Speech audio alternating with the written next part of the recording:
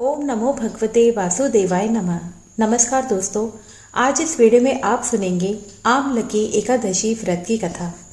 हर माह में 2 एकादशी व्रत होते हैं। फाल्गुन मास की शुक्ल पक्ष की एकादशी तिथि को आमलकी एकादशी के नाम से जाना जाता है। सभी एकादशियों की तरह ये भी श्री हरि विष्णु जी को समर्पित होता है। इस दिन नारायण के साथ साथ आंवले के पेड़ की पूजा की जाती है। कुछ लोग इसे आंवला एकादशी या आंवली ग्यारस भी कहते हैं। ये होली से कुछ समय पहले ही पड़ती है, तो इसलिए इसे रंग भरी एकादशी के नाम से भी जाना जाता है। इस बार आमलकी एकादशी का व्रत 3 मार्च शुक्रवार के दिन रखा जाएगा। आमलकी एकादशी के दिन आंवले के पेड़ के नीचे बैठकर श्री हरि जी की पूजा की जाती है। मान्यता है कि सृष्टि की रचना के लिए श्री हरि ने पहले ब्रह्मा जी को जन्म दिया था। उसी समय भगवान विष्णु ने आंवले के वृक्ष को भी जन्म दिया था, इसलिए उन्हें आंवला अति प्रिय है। मान्यता है कि इस दिन आंवले के पेड़ के नीचे बैठकर नारायण जी की पूजा करने से 1000 गौदान के समान पुण्य की प्राप्ति होती है। इस दिन पूजा के दौरान भगवान विष्णु को आंवला जरूर अर्पित करना चाहिए। साथ ही आंवले का उपटन, आंवले के जल से स्नान, आंवला पूजन, आंवले का भोजन, आंवले का दान करना बहुत ही शुभ होता है। इससे श्री हरि अत्यंत प्रसन्न होते हैं। आइए सुनते हैं आमलकी एकादशी व्रत की कथा। ब्रह्मांड पुराण में मानधाता और वशिष्ठ संवाद में फाल्गुन मास की शुक्ल पक्ष की आमलकी एकादशी का महात्म्य इस प्रकार वर्णित हुआ है। एक बार मानधाता जी ने वशिष्ठ जी से प्रार्थना की कि हे ऋषिवर, यदि आप मुझ पर प्रसन्न हैं, मुझ पर यदि आपकी कोई कृपा है, तो आप कृपा करके मुझे ऐसा व्रत बतलाइए जिसका पालन करने से मुझे वास्तविक कल्याण की प्राप्ति हो। इसके उत्तर में वशिष्ठ जी ने प्रसन्नचित होकर कहा, हे राजन, मैं आपको शास्त्र के एक गोपनीय, रहस्यपूर्ण तथा बड़े ही कल्याणकारी व्रत की कथा सुनाता हूँ, जो कि समस्त प्रकार के मंगल को देने वाली है। हे राजन, इस व्रत का नाम है आमलकी एकादशी व्रत। यह व्रत बड़े से बड़े पापों का नाश करता है, 1000 गाय दान के पुण्य का फल देने वाला एवं मोक्ष प्रदान करता है। पुराने समय के वैदिक नाम के एक नगर में ब्राह्मण, क्षत्रिय, वैश्य तथा शूद्र वर्ण के लोग भी बड़े ही सुखपूर्वक निवास करते थे। वहां के लोग स्वाभाविक रूप से स्वस्थ तथा हृष्ट पुष्ट थे। हे राजन, उस समय में कोई भी मनुष्य पापात्मा तथा नास्तिक नहीं था। इस नगर में जहां तहां वैदिक कर्म का अनुष्ठान हुआ करता था। वेद ध्वनि से यह नगर गूंजता ही रहता था। उस नगर में चंद्रवंशी राजा राज्य करते थे। इसी चंद्रवंशी राजवंश में एक चैत्ररथ नाम के धर्मात्मा एवं सदाचार राजा ने जन्म लिया। यह राजा बड़ा पराक्रमी, शूरवीर, धनवान, भाग्यवान तथा शास्त्रज्ञ भी था। इस राजा के राज्य में प्रजा को बड़ा ही सुख था। सारा वातावरण ही अनुकूल था। यहाँ की सारी प्रजा विष्णु भक्ति परायण थी। सभी लोग एकादशी का व्रत करते थे। इस राज्य में कोई भी दरिद्र अथवा कृपण नहीं देखा जाता था। इस प्रकार प्रजा के साथ राजा अनेकों वर्ष तक सुखपूर्वक राज्य करते रहे। एक बार फाल्गुन शुक्ल पक्षीय द्वादशी संयुक्ता आमलकी एकादशी आ गई। यह एकादशी महाफल देने वाली है, ऐसा जानकर नगर के बालक, वृद्ध, युवा, स्त्री व पुरुष तथा स्वयं राजा ने भी सपरिवार इस एकादशी व्रत का पूरे नियमों के साथ पालन किया। एकादशी वाले दिन राजा प्रातःकाल नदी में स्नान आदि समाप्त कर समस्त प्रजा के साथ उसी नदी के किनारे पर बने भगवान श्री हरि विष्णु के मंदिर में जा पहुंचे। उन्होंने वहां दिव्य गंध स्वासित जलपूर्ण कलश, छत्र, वस्त्र, पादुका आदि पंचरत्नों के साथ सुसज्जित करके भगवान जी की स्थापना की।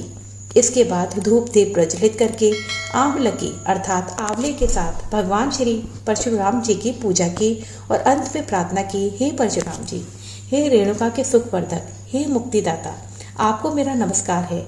हे आमलकी, हे ब्रह्मपुत्री, हे धात्री, हे पाप निशानी, आपको नमस्कार है। आप मेरी पूजा स्वीकार करें। इस प्रकार राजा ने अपनी प्रजा के व्यक्तियों के साथ भगवान श्री परशुराम जी की पवित्र चरित्र गाथा श्रवण, कीर्तन व स्मरण करते हुए तथा एकादशी की महिमा सुनते हुए रात्रि जागरण भी किया। उसी शाम एक शिकारी शिकार करता हुआ वहीं आ पहुंचा। जीवों को हत्या करके वह दिन व्यतीत करता था।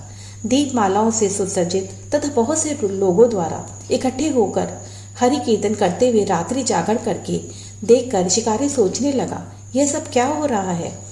शिकारी के पिछले जन्म के पुण्य का उदय होने पर ही वह वहाँ एकादशी व्रत करते हुए भक्त जनों का उसने दर्शन किया।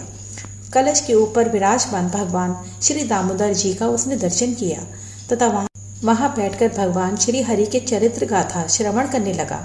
भूखा प्यासा होने पर भी एकाग्र मन से एकादशी व्रत के महात्म्य की कथा तथा भगवान श्री हरि की महिमा श्रवण करते हुए उसने भी रात्रि जागरण किया। प्रातः होने पर राजा अपनी प्रजा के साथ अपने नगर को चला गया तथा शिकारी भी अपने घर वापस आ गया और समय पर उसने भोजन किया। कुछ समय के बाद जब उस शिकारी की मृत्यु हो गई तो अनायास ही एकादशी व्रत पालन करने तथा एकादशी तिथि में रात्रि जागरण करने के प्रभाव से उस शिकारी ने दूसरे जन्म में विशाल धन संपदा, सेना, सामंत, हाथी, घोड़े, रथों से पूर्ण जयंती नाम की नगरी के विदुरथ नामक राजा के यहाँ पुत्र के रूप में जन्म लिया।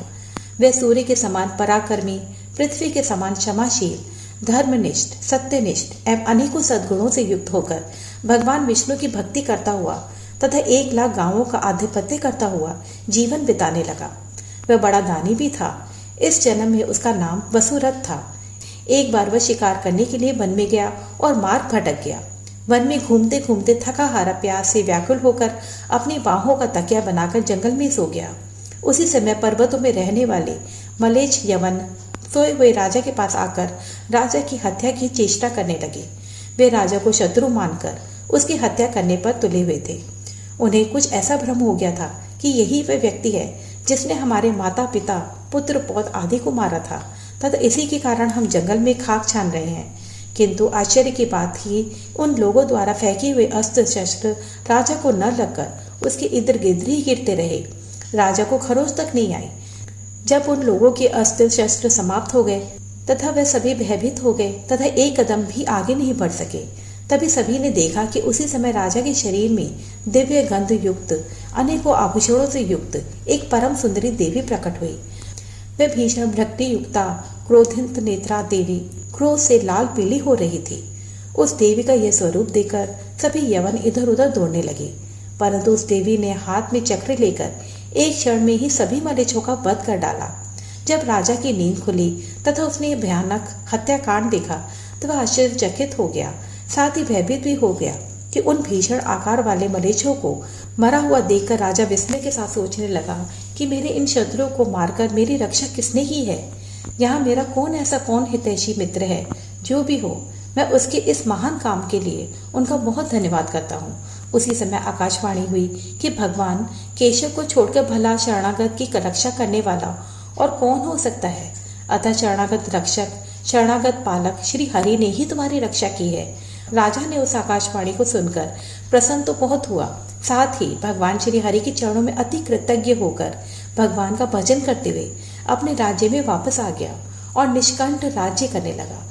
वशिष्ठ जी कहते हैं कि हे राजन, जो मनुष्य इस आमलकी एकादशी व्रत का पारण करते हैं वे निश्चय ही विष्णु लोक की प्राप्ति करते हैं। बोलो श्री विष्णु हरि भगवान की जय। दोस्तों, ये अभी आपने सुनी आमलकी एकादशी व्रत की कथा। उम्मीद करती हूँ आज का वीडियो आपको पसंद आया होगा। वीडियो अगर पसंद आए तो वीडियो को शेयर और लाइक कीजिएगा और चैनल को सब्सक्राइब करना ना भूलिएगा। वीडियो देखने के लिए आपका बहुत बहुत धन्यवाद। आपका दिन शुभ और मंगलमय हो।